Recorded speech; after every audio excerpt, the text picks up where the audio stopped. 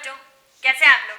जैसे कि हम लोग न्यूरल कंट्रोल के बारे में बात कर रहे हैं, तो न्यूरल कंट्रोल में हम लोगों ने न्यूरॉन की जो स्ट्रक्चर है उसकी कंप्लीट स्टडी कर चुके। उसी के साथ में हम लोगों ने देखा था नर्वस सिस्टम में उसको कितने भागों में डिवाइड किया जाता है। उसको दो भागों में डिवाइड किया जा रहा था, जहाँ पे हम लोगों ने सीएनएस और पीएनएस के बारे में देखा। अब यहाँ पे हम लोगों ने बात की थी कि वो सारी की सारी जो हेडिंग्स है, उन हेडिंग्स को मैंने एक वीडियो में समेट दिया था। अब उन्हीं हेडिंग्स को हमें डीपली स्टडी करना है। तो हम लोग आज जो स्टडी करने वाले हैं वो करने वाले हैं सीएनएस के बारे में। सीएनएस जिसको सेंट्रल नर्वस सिस्टम, केंद्रीय तंत्रिका तंत्र कहा जाता है। अब केंद्रीय तंत्रिका तंत्र हमारे शरीर में पाया कहाँ जाता है, तो मैंने यहाँ पे लिखा है कि यह मध्य पृष्ठ स्थिति में प्रेजेंट होता है। मध्य मतलब हमारा ये जो मध्य भाग है, ठीक है, ये हमारा क्या है, मध्य भाग है। इस मध्य भाग में लेकिन स्पाइनल कॉर्ड का है हमारे डोर्सल हिस्से पे, हमारे पीछे के हिस्से पे पाई जा रही है, ठीक है।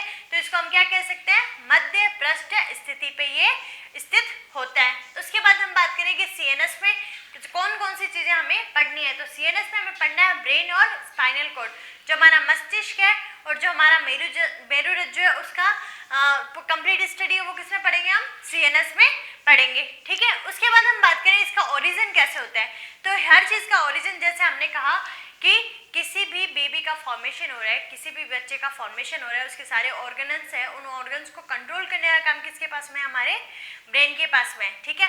तो हमने कहा था कि ये फर्स्ट ऐसा डेवलप होने वाला सिस्टम है जो हमारी बॉडी में सबसे पहले डेवलप होता है। सबसे बाहर वाली साइड में गैस्ट्रोला स्टेज में जब क्या डेवलप हो रहे हैं, हमारे जो तीनों लेयर्स है, एक्टोडर्म, मेसोडर्म और एंडोडर्म, ये जब तीनों लेयर हमारे चारों तरफ बॉडी में बन चुकी, तो हमारे इन तीनों लेयर्स के अंदर की तरफ एक न्यूरल ट्यूब बनती है। सबसे पहले क्या बनती है, न्यूरल ट्यूब। तो आप लोग को ध्यान में रखना है, जब ये गैस्ट्रोला फेज, ब्लास्टोला, ये क्लेवीज वगैरह हम लोग सब चीज़ें पढ़ेंगे, तो हम ह्यूमन रिप्रोडक्शन में जब एम्ब्रियो डेवलपमेंट पढ़ रहे हैं ना, एम्ब्रियोलॉजी पढ़ेंगे, ह्यूमन एम्ब्रियोलॉजी, तब ये चीज़ आपको क्लियर हो जाएगी। अभी आपको ये सिर्फ ध्यान में रखना पड़ेगा, गैस्ट्रोला स्टेज में हमारे क्या है, तीनों लेयर्स का फॉर्मेशन होता है। उन्हीं तीनों लेयर से हमारे सारे ऑर्गेनल्स बनते हैं। उन ऑर्गन्स को कंट्रोल करने का काम है वो किसका है, हमारे ब्रेन का है, ठीक है। तो यहाँ पे आप देखिए कि गैस्ट्रोला फेज में जो गैस्ट्रोला अवस्था है एम्ब्रियो की, उसमें एक न्यूरल ट्यूब पाई जाती है। अब ये न्यूरल ट्यूब आपको पता ही है कैसी होती है। इस ट्यूब का आगे का हिस्सा क्या है, फूल जाता है, और पीछे का हिस्सा है वो संकड़ा रहता है। तो संकड़ा वाला जो हिस्सा है वो हमारा बनाएगा स्पाइनल कॉर्ड बनाने का काम करेगा। जो संकड़ा वाला जो नेरो पोर्शन है वो क्या बनाएगा, हमारा स्पाइनल कॉर्ड बनाएगा, मेरुरज्जु बनाएगा, और आगे का जो फुला हुआ हिस्सा होगा वो हमारे क्या बनाएगा, ब्रेन बनाएगा। तो हम बोल सकते हैं इसका अग्र भाग है, ठीक है, इंटीरियर पोर्शन है वो ब्रेन का फॉर्मेशन कर रहा है, और पोस्टीरियर पोर्शन है वो स्पाइनल कॉर्ड का फॉर्मेशन करेगा। तो इतनी बात क्लियर हो गई आपको। उसके बाद हम बात करते हैं यहाँ पे कि सबसे पहले ब्रेन के बारे में स्टडी कर रहे हैं, ठीक है।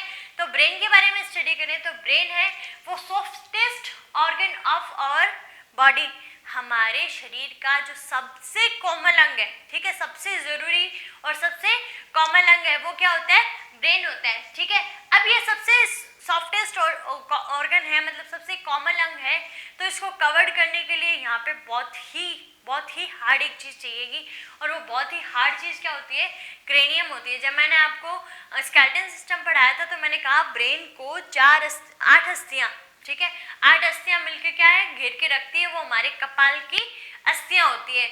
जिस भी किसी बच्चे को वो 8 अस्थियां याद है और नहीं याद है तो एक बार वापस उस स्कल वाले टॉपिक को देख लीजिए और मेरे को कमेंट सेक्शन में आंसर कीजिए कौन सी 8 अस्थियां हैं वो हमारे ब्रेन को कंप्लीटली कवर्ड रखने का काम करती है। जो कपाली अस्थियां हैं, जो स्कल की बोन्स है, उनके नाम आप मेरे को आंसर करोगे, ठीक है। क्रेनियम और स्कल समझ में आ गया। इसको हम ब्रेन बॉक्स भी कहते हैं क्योंकि ब्रेन इसमें बंद होता है, इसलिए इसको हम ब्रेन बॉक्स कहते हैं, ठीक है। अब ब्रेन बॉक्स वाली बात तो हम लोगों ने पढ़ी हुई है, ठीक है। उसके अलावा यहाँ पे और क्या पाया जाता है, उसको प्रोटेक्ट करने के लिए और क्या चीजें हैं वो जरूरी होती है। तो हमारे ब्रेन को कपाल तो घेर रहा है, लेकिन कपाल के जस्ट नीचे सीधा ब्रेन नहीं पाया जाता, उसके बीच में हमारे 3 एक झिल्लियां भी पाई जाएगी। तो यहाँ पे प्रोटेक्टिंग मेम्ब्रेन लिखा है मैंने, ठीक है, जिन्हें क्या कहा जाता है, मेनिन्जेस कहा जाता है, ठीक है। अब ये मेनिन्जेस है जिसको हिंदी में मस्तिष्कावरण कहा जाता है या तानिकाएं कहा जाता है, ठीक है। हिंदी में इसका नाम है मस्तिष्कावरण और तानिकाएं, और ऐसे इसको क्या कहेंगे, मेनिन्जेस, ठीक है। अब इन मेनिन्जेस है ये हमें कपाल और इसके अंदर यहाँ आपको 1 2 3 मेनिन्जेस बनी हुई दिखाई दे रही है। यहाँ पे क्या है, ऊपर की तरफ क्या होता है, क्रेनियम का कवर होता है, एक स्कल पाया जाता है और नीचे मैंने बड़ा सा ब्रेन लिखा है। तो आपको ये इनर, मिडल और ये आउटर समझ में आने के लिए मैंने यहाँ पे ये ब्रेन है वो बड़ा सा लिखा है। यहाँ पे हम बाद में डिस्कस करेंगे, पहले हम डिस्कस करते हैं कि जो प्रोटेक्टिंग मेम्ब्रेन है, ठीक है, मेनिंजेस जिसको बोल रहे हैं, तो वो है कितनी कितनी पाई जाती है। तो इन मैमल्स में कितनी होती है? 3 होती है। मैमल्स के अंदर कितनी पाई जाएगी? 3। हम किस में आते हैं? मैमल्स में आते हैं। तो हमारे ब्रेन के बाहर आउटर कवरिंग है वो कितने मेनिंजेस की होगी? 3 मेनिंजेस की होगी। उन तीनों के नाम क्या है? पायामीटर, आर्कियोनॉइड और ड्यूरामीटर, ठीक है। तो यहाँ पे ये हो गया हमारे पायामीटर, ठीक है, और आर्कियोनॉइड और ड्यूरामीटर, ये हमारी 3 लेयर्स रहेगी। उसके बाद में हम एम्फीबियन की बात करें तो एम्फीबियन में सिर्फ 2 ही पाई जाएगी, पायामीटर और ड्यूरामीटर, आर्कियोनॉइड इसमें नहीं पाई जाएगी। और जो फिशेस की बात करें तो उसमें सिर्फ 1 पाई जाएगी, वो है सिर्फ पायामीटर, ठीक है। तो इस टाइप से आपको ये तीनों के तीनों लेयर्स है उनका ध्यान में रखना है और कौन से में कितनी पाई जा रही है उसका आपको ध्यान में रखना है। क्लियर हुई इतनी बात? उसके बाद हम बात करते हैं कि यहाँ पे जो ब्रेन के लिए जो मेम्ब्रेन्स रहेगी उनको हम क्रेनियल मेनिंजेस कहेंगे। लेयर ये तीनों ही रहेगी, ठीक है। जैसे हम लोग ये बात नहीं कर सकते कि भाई इनमें से कोई सी गायब हो जाएगी स्पाइनल में या इनमें से कुछ एक्स्ट्रा हो जाएगी, क्रेनियल में रहेगी वही। लेकिन जब ये क्रेनियम और ब्रेन के बीच में है तो इसको क्रेनियल मेनिंजेस कहेंगे, लेकिन ये स्पाइनल कॉर्ड और वर्टिबल कॉलम के बीच में रहेगी तो इसको स्पाइनल मेनिंजेस कहेंगे। इतनी बात क्लियर हो गई, ठीक है। तो यहाँ पे ये सारा का सारा हम ब्रेन का एक हल्का फुल्का नॉलेज पढ़े हैं, ठीक है। तो हल्का फुल्का में बात करें कि ब्रेन है, ब्रेन का वेट कितना होता है। ब्रेन के वेट की बात करें तो इन मेल, आप यहाँ पे नोट कर लीजिए कि इन मेल कितने ग्राम होगा ये ब्रेन? 1400 ग्राम, ठीक है। पुरुषों में ये कितना पाया जाता है? 1400 ग्राम। और फीमेल्स में कितना होगा? 1250 ग्राम, ठीक है। तो यहाँ पे आपको ये वेट ध्यान में रखना है, 1400 ग्राम और 1250 ग्राम। अब आप लोग ये कहोगे कि भाई फीमेल्स में दिमाग थोड़ा कम होता है, मेल्स में थोड़ा दिमाग ज़्यादा होता है।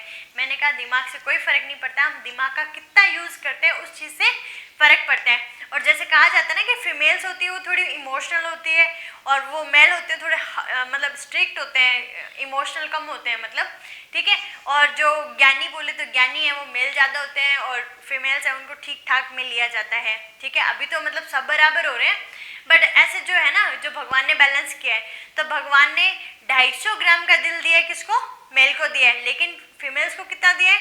300 ग्राम का। और वहीं आप ब्रेन का बैलेंस कर दिया, ठीक है। तो ये 50 ग्राम इधर उधर जो रखे ना वो इमोशनल और इंटेलिजेंस के बीच में भगवान ने क्या कर दिया? बैलेंस कर दिया, ताकि आपको ये ध्यान में रहे, ठीक है। ये हो गया आपका क्लियर। उसके बाद हम बात करते हैं यहाँ पे कि ये जो मेम्ब्रेन्स है, इन मेम्ब्रेन्स की स्टडी करते हैं, ठीक है। तो यहाँ मैंने बताया ऊपर की तरफ क्या पा रहा है, यहाँ पे स्कल पाया जा रहा है। क्या पाया जा रहा है? स्कल पाया जा रहा है। स्कल के जो जस्ट टच करते हुए यहाँ पे मेम्ब्रेन है, ठीक है। यहाँ पे कोई भी बीच में स्पेस नहीं होगा। स्कल के जो जस्ट टच करने वाली मेम्ब्रेन रहेगी उसको ड्यूरामीटर कहेंगे। और स्कल के कांटेक्ट में है तो इसको हम दृढ़ तानिका, टफ बोल सकते हैं, तो दृढ़ तानिका बोल सकते हैं। अब ये दृढ़ तानिका है, ये 2 लेयर्स की बनी होती है। बाहर वाली जो लेयर रहेगी इसको एंडोस्टियल बोलेंगे और अंदर वाली जो रहेगी वो उसको मेनिंजियल बोलेंगे, ठीक है। ये चीज़ मैं आपको थ्योरी में वापस एक बार लिखवा दूंगी, एक बार आप डायग्राम में यहाँ पे देख लीजिए। और जो हिस्सा है वो क्रेनियम से टच होगा तो ये क्या होगा? क्रेनियल वेनस साइनस, ठीक है। तो ये यहाँ पे हम हिस्सा पढ़ते हैं। उसके बाद हम पढ़ते हैं यहाँ पे एरिकनॉइड। एरिकनॉइड है, एरिकनॉइड को कहा जाता है जाल तानिका। इसमें ये इस टाइप से नेटवर्क क्रिएट हो रहा है, ये नेटवर्क है, इसको क्या कहेंगे? एरिकनॉइड विलाई कहा जाएगा, ठीक है। अब इस मेम्ब्रेन के और इस मेम्ब्रेन के बीच में क्या स्पेस है? यहाँ पे आपको स्पेस दिखाई दे रहा है। इस स्पेस को क्या कहते हैं? Subdural space. ऊपर की तरफ ड्यूरामीटर था, उसी से इसका नाम क्या हो जाएगा? सबड्यूरल स्पेस, ठीक है। उसके बाद हम बात करते हैं यहाँ पे जो पायामीटर है, तो पायामीटर है वो इस टाइप से पाया जाता है, यू शेप्ड में, ठीक है। और यू शेप्ड में पाया जाएगा। और पायामीटर और आर्किनोइड के बीच में क्या भरा हुआ रहेगा? सीएसएफ भरा रहेगा। सीएसएफ को बोला जाता है यहाँ पे सेरिब्रो स्पाइनल फ्लूइड। सेरिब्रो जो हमारे क्रेनियल से रिलेटेड होगा, स्पाइनल, तो इस टाइप से क्या है? सेरिब्रो स्पाइनल फ्लूइड इसमें भरा होता है, जिसको प्रमस्तिष्क मेरुरज्जु द्रव्य कहा जाता है, ठीक है। तो ये हमारे यहाँ पे बीच में भरा हुआ रहेगा। अब ये कितनी क्वांटिटी में होना चाहिए? इसकी क्वांटिटी वो ज़्यादा होगी तो क्या होगा, इसकी क्वांटिटी कम होगी तो क्या होगा, तो इसके बारे में हम लोग डिस्कस है वो नेक्स्ट स्लाइड में करेंगे। अभी आपको सिर्फ इतना ध्यान में रखना है कि यहाँ सीएसएफ है वो यहाँ पे भरा हुआ है और इन विलाइज के थ्रू ये कहाँ जाता है? ये ड्यूरामीटर तक पहुंचता है, ठीक है। तो इसको बोलेंगे हम पायामीटर, और जो सबसे नीचे ब्रेन के पास में जा रही है तो ये ऑटोमेटिक क्या हो गई, मृदु हो गई, कोमल हो गई, तो इसको मृदु तानिका कहेंगे। और ये वाले जो नीचे यू शेप में बने हुए इनको क्या कहा जाता है, सेरिब्रल कॉर्टेक्स कहा जाता है। तो इस टाइप से अभी तो आपको क्या ध्यान में रखना है, डायग्राम ध्यान में रखना है, इन दोनों के बीच का स्पेस है वो क्या कहलाएगा, सब आर्किनोइड स्पेस कहलाएगा, ठीक है। तो इस टाइप से आप लोगों को अभी क्या ध्यान में रखना है, ब्रेन के बारे में हल्का फुल्का नॉलेज, और ब्रेन के मेनिंजेस है वो किस टाइप से पाई जाएगी, ठीक है। तो आप लोगों को ये तीनों चीजें हैं वो समझ में आ जाएगी। अब हम बात करते हैं इनके डिटेल स्टडी के बारे में कि ड्यूरामीटर क्या होते हैं, आर्किनोइड्स क्या होते हैं, और साथ में हम पढ़ेंगे पायमीटर क्या होते हैं, और ये सीएसएफ कैसे मूव होता है, सीएसएफ के बारे में हम लोग डिस्कशन है वो नेक्स्ट स्लाइड में करते हैं। तो बच्चों हम लोगों ने देखा कि 3 प्रकार की मेम्ब्रेन्स होती है वो ब्रेन को प्रोटेक्ट करने का काम करती है। हम लोगों ने देखा कि जो यहाँ पे हमने पहले ही बनाई है जिसको मैंने डी से रिप्रेजेंट किया है, डी का मीन्स होता है ड्यूरामीटर, तो ये क्या होगी, क्रेनियम से डायरेक्ट अटैच में होगी। उससे जस्ट नीचे होगी एरेक्नोइड, एरेक्नोइड लेयर होगी वो मिडल लेयर होगी।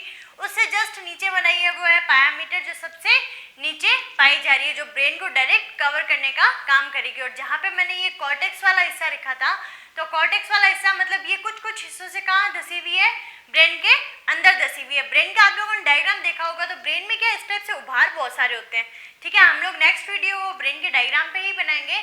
तो जहाँ पे वो ब्रेन पे उभार और जो उभार और मतलब खांच बनी हुई होती है ना, तो वहाँ पे क्या होते हैं, ये धसे रहते हैं, ठीक है, जिनको सल्साई या गायरी कहा जाता है, जो मैं आपको कल डायग्राम में अच्छे से एक्सप्लेन कर दूंगी। अभी आप सिर्फ ध्यान में रखिए कि ब्रेन में आप लोगों ने जो उभार और खांच देखे हैं ना, तो उनमें क्या है, ये धसी हुई पाई जाती है, ठीक है। हम लोग सारे पढ़ते हैं कि हम मैमल्स में बात करें तो मैमल्स में कितने मेनिंजेस प्रेजेंट होंगी, 3 मेनिंजेस है वो प्रेजेंट होगी। अब ये 3 मेनिंजेस कहाँ कहाँ होंगे, इनका काम क्या है वो हम देख लेते हैं। तो सबसे पहले हम बात करें कि आउटर है वो क्या है, ड्यूरामीटर, फिर मिडल है वो आर्किनोइड, और इनर है वो पायामीटर होती है।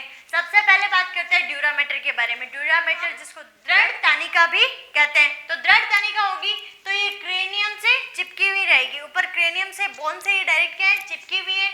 इसमें एपिड्यूरल स्पेस है वो एब्सेंट है, मतलब कि क्रेनियम और यहाँ पे इन दोनों के बीच में किसी टाइप का कोई स्पेस नहीं है, और स्पेस नहीं होने के कारण यहाँ बोलते हैं कि एपिड्यूरल स्पेस है वो एब्सेंट है इन ह्यूमंस, ठीक है। उसके बाद हम बात करते हैं थिक है ये, भाई मोटी है ये, टफ है दृढ़ बोल ही रहे हैं इसको हम, और कोलेजन फाइबर्स की बनी हुई है। अब ये 2 कोलेजन फाइबर्स की बनी हुई 2 लेयर्स का फॉर्मेशन करती है, किस टाइप से करेगी हम लोग देखते हैं। और इसको हम कहते हैं कि ये वेस्कुलर लेयर है, मतलब संवहनी है, इसमें ब्लड वेसल्स है वो प्रेजेंट होंगी, इसलिए इनको क्या कहा जाता है, वेस्कुलर लेयर कहा जाता है। अब ये जो 2 लेयर बोली ना मैंने कोलेजन फाइबर की, जो मैंने लास्ट डायग्राम में एक्सप्लेन किया था कि ऊपर वाली साइड में और नीचे वाली साइड में, ठीक है। तो यहाँ पे देखिए ये 2 लेयर है वो कौन सी है, एंडोस्टियल और मेनिंजियल, ठीक है। अब इन दोनों के बीच में एक ऐसा स्पेस है जहां से ये दोनों अटैच नहीं है, बाकी मैंने लाइनिंग से अटैच किए। यहाँ पे जो अटैच नहीं पाई जा रही उसका नाम क्या है, जो इसको सेपरेट कर रही है, क्रेनियल वेनस साइनस, जिसको कपाल के शिरा पात्र भी कहा जाता है। अब ये जो कपाल के शिरा पात्र है, इसमें सीएसएफ कहाँ से आएगा, क्या रहेगा, वो हम आगे डिस्कस करते हैं। ये हमारा यहाँ पे ड्यूरामीटर है वो कंप्लीट हो गया, क्लियर। उसके बाद में हम बात करते हैं एरिक्नोइड की। एरिक्नोइड जिसको जाल तानिका कहा जाता है, तो जाल तानिका मतलब ये नेटवर्क क्रिएट कर रही है कहीं ना कहीं, ठीक है।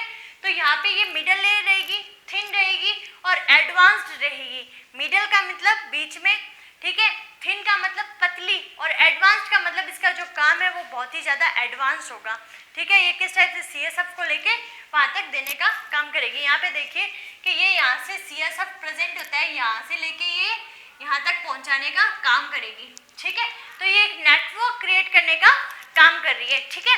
तो यहाँ पे ये एडवांस टाइप की रहेगी, कनेक्टिव टिश्यूज की बनी हुई रहेगी। हम तीनों लेयर्स देखेंगे, तीनों लेयर कनेक्टिव टिश्यूज की बनी हुई होती है। ये वेस्कुलर होती है, ये हाईली वेस्कुलर होती है, और ये नॉन वेस्कुलर रहेगी, मतलब इसमें किसी भी प्रकार के असामान्य उत्तक, मतलब जो ब्लड वाले हम लोग देख रहे हैं वो नहीं पाए जाएंगे, क्लियर।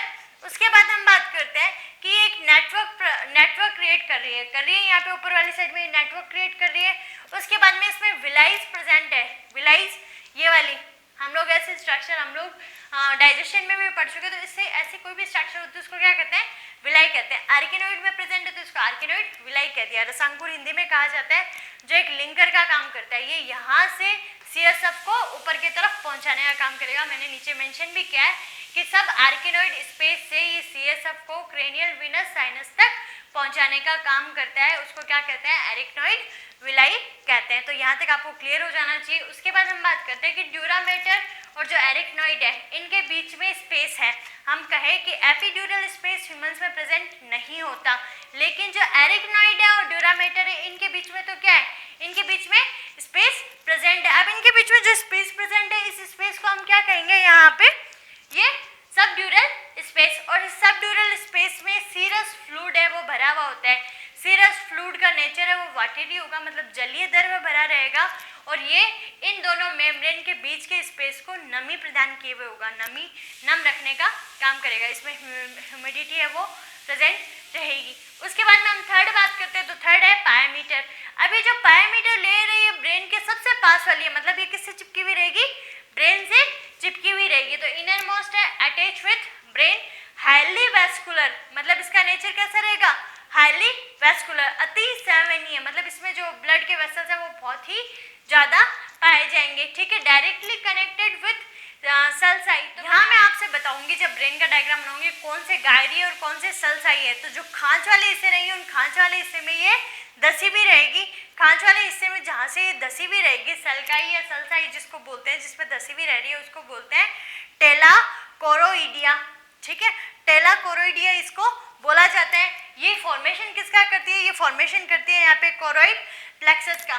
क्लोराइड प्लेक्सस है जिसको रक्तक जालक कहते हैं, और ये ब्लड कैपिलरीज और एपिडेमल एपिथेलियम के बने हुए होते हैं। और रक्त जालक है वो किस टाइप से, किस चीज का निर्माण करेंगे, रक्तक जालक, नाम से समझ में आ रहा है, इसमें ब्लड वेसल्स होगी तो ब्लड कैपिलरीज है, और जाल बना रही है रक्तक का, तो यहाँ पे एपिथेलियम भी प्रेजेंट है। इसको बोल रहे हैं हम लोग कंप्लीटली यहाँ पे कोरोइड प्लेक्सस बोल रहे हैं। ठीक है, अब ये कोरोइड प्लेक्सस, और इसी के साथ में हम लोग यहाँ पे देख रहे हैं पायोमीटर और एरिकनोइड के बीच में कुछ स्पेस पाया जा रहा है। इस स्पेस को सब एरिकनोइड स्पेस बोल दिया, और इसमें भरा हुआ जो फ्लूइड है वो फ्लूइड कौन सा होगा, CSF, सेरेब्रो स्पाइनल फ्लूइड है वो इसमें भरा रहता है। अब ये सेरेब्रो स्पाइनल फ्लूइड है, ठीक है, तो यहाँ पे हम इसके बारे में पूरा डिस्कशन करेंगे कि ये एक्चुअल में CSF है वो एक्चुअल में है क्या। ठीक है, उसी के साथ में यहाँ पे मैंने लेप्टोमेनिंजिस कहा है। लेप्टोमेनिंजिस किसको कहा जाता है ये भी आप लोग नोट कर लीजिए। यहाँ तक नोट करने के बाद में देखिए कि एरिकनोइड और पायोमीटर कुछ कुछ स्थान से मिल जाती है, और कुछ कुछ स्थान से यहाँ पे मिलने के कारण इनको क्या कहा जाता है, लेप्टोमेनिंजिस है वो कहा जाता है। अब हम लोग डिस्कस करते हैं, यहाँ तक आप लोगों को तीनों लेयर से वो समझ में आ जानी चाहिए। यदि आपको नहीं समझ में आई है तो आप मेरे को विदाउट एनी हेजिटेशन आप मेरे को कमेंट सेक्शन में पूछ सकते हैं कि मैम हमें ये चीज़ समझ में नहीं आई।